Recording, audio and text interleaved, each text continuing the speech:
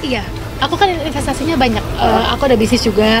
Aku juga sekarang angel investor. Kemudian aku juga kan properti. Aku kan di properti, di kemudian gold ya. Semua aku bisnis di situ. Orang-orang yang pernah menikmati uang-uang hitam, uang haram dari Helena ini ikut bertanggung jawab. Ini akan terus berkembang. Mudah-mudahan dalam waktu dekat juga kita sudah menemukan nama-nama baru di dalam perkara ini. Itu kita tinggal tunggu aja ke depan. Keuangan negara adalah milik negara, bukan milik keluarga.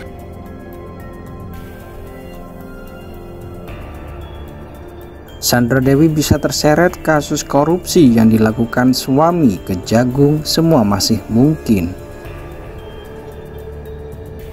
Udah dong, iya. Aku kan investasinya banyak. Aku ada bisnis juga. Aku juga sekarang angel investor. Kemudian aku juga kan properti. Aku kan di properti, di kemudian gold ya. Semua aku bisnis di situ. Mereka berusaha menghubungkan penambang-penambang ilegal yang ada di Bangka Belitung, ya, kemudian membuat satu kesepakatan untuk dilakukan sewa menyewa terhadap beberapa peralatan, dan kemudian menghubungkan beberapa penambang ilegal ke smelter yang ada di sana. Nah, dari sini mereka mengumpulkan uang, ya, kemudian ada uang tersebut kedepannya akan dilakukan untuk kegiatan CSR, tapi pada faktanya ternyata digunakan untuk kepentingan pribadi. Uang kejahatan dari tindak pidana korupsi yang bersumber dari kejahatan pertambangan timah di Bangka Belitung ini akan bisa mencuci atau teraliri kepada kejahatan lain. Bisa jadi untuk bisnis narkotika, bisa jadi untuk bisnis perjudian online, bisa jadi untuk human trafficking. Nah, tinggal bagaimana orang-orang yang pernah menikmati uang-uang hitam, uang haram dari Helena ini ikut bertanggung jawab. Jangan sekedar menjadi kaya raya, ikut menikmati seperti tiada beban. Jadi kalau umpamanya tadi analoginya Helena menunjukkan ada uangnya ratusan miliar, yang tidak ditunjukkan Helena adalah uang triliunan. Punya bos-bosnya yang di atasnya itu, kurang lebih seperti itu. Keuangan negara adalah milik negara, bukan milik keluarga. Biarkan majelis hakim yang isinya 5 ataupun 3 panel tadi itu memutuskan apa hukumannya dan berapa lama. Kemudian ada kerugian negaranya. Kalau ada kerugian negara berarti harus ada pengembalian uang negara. Aturan follow the money itu tetap berjalan untuk extraordinary crime. Kemudian sampailah ke istrinya, sampailah mungkin ke gereja, sampailah ke lembaga-lembaga amal lainnya. Apakah mereka sebagai pasif bisa disidik? Bisa, ada pasalnya gitu loh. Namun hukumannya tidak berat, kalau nggak salah sekitar 5 tahun. Namun tetap ada prosesnya gitu, karena bagaimanapun dia menikmati tindak pidana yang kita sebut korupsi atau pencucian uang tadi gitu. Mereka terlibat dimulai tahun 2018 sampai 2019. Jadi hampir 2 tahun mereka terlibat untuk MR ini, untuk HM ini. Nah, untuk HM ini juga ada benang merahnya dengan HLN yang kita tetapkan tersangka ke-15 yang 2 hari yang lalu. Gitu.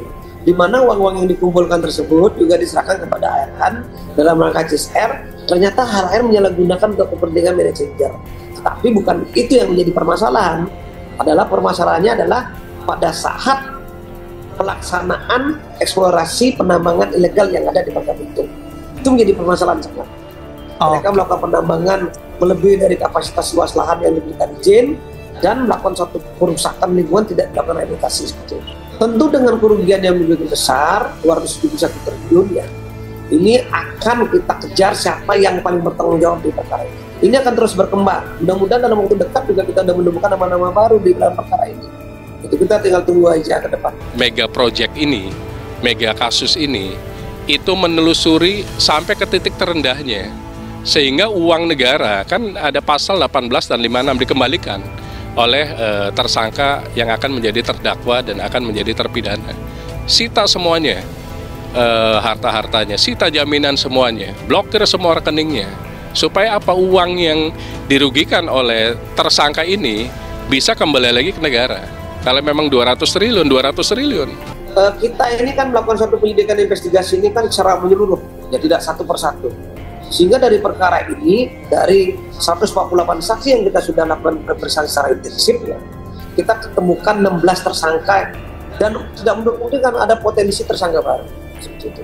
Jadi tidak sekonyong-konyong hanya satu tersangka yang bersangkutan bisa menjadi tersangka, tetapi dari beberapa saksi yang kita diperiksa mereka mempunyai apa keterkaitan dengan perkara pokok yang sudah kita periksa sebelumnya. Orang-orang yang pernah menikmati uang-uang hitam, uang haram dari Helena ini ikut bertanggung jawab.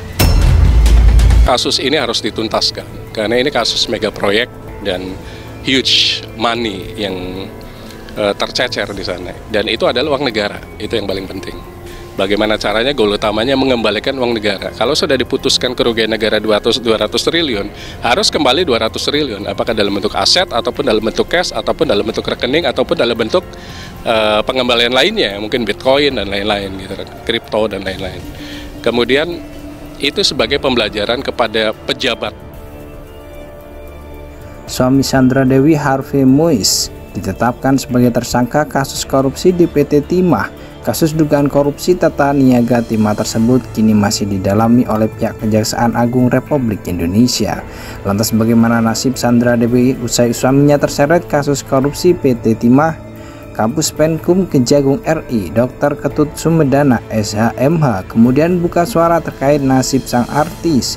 Kalau kedepannya dikenakan tindak pidana pencucian uang itu nanti penyidik yang menentukan, kata Ketut melalui sambungan video Kamis 28 Maret 2024. Sejauh ini Ketut belum mau banyak memberikan pernyataan terkait hal itu, namun ia menyebut ada kemungkinan Sandra Dewi ikut terseret kasus serupa. Kita belum bisa bicara kemungkinan karena apa yang sudah dilakukan semua kemungkinan bisa terjadi, ujar Ketut. Lebih lanjut, saat ini Harvey Muiz harus mempertanggungjawabkan apa yang telah dilakukan sebab status Harvey kini telah naik menjadi tersangka. Mereka harus bertanggung jawab apa yang mereka lakukan, siapa yang menyembunyikan keuangan negara, dan apa yang mereka lakukan itu dulu inti dari para tersangka, tandasnya. Diketahui penetapan Harvey Muiz yang merupakan pemegang saham PT Refine Bangkatin atau RBT ini sebagai tersangka dilakukan setelah memperoleh alat bukti yang cukup, termasuk diantaranya dari pemeriksaan dia sebagai saksi pada hari yang sama. Tim penyidik telah menemukan kecukupan alat bukti sehingga ditingkatkan statusnya menjadi tersangka. Tersangka HM selaku pemegang saham PT RBT, ujar Digdik Jampitsus Kejaksaan Agung Kuntadi dalam konferensi pers Rabu 27 Maret 2024. Sebagai informasi, dalam perkara ini tim penyidik telah menetapkan 15 tersangka termasuk perkara pokok dan obstruction of justice alias perintangan penyidik. Dengan demikian Harvey Muiz menjadi tersangka ke-16 dalam perkara ini.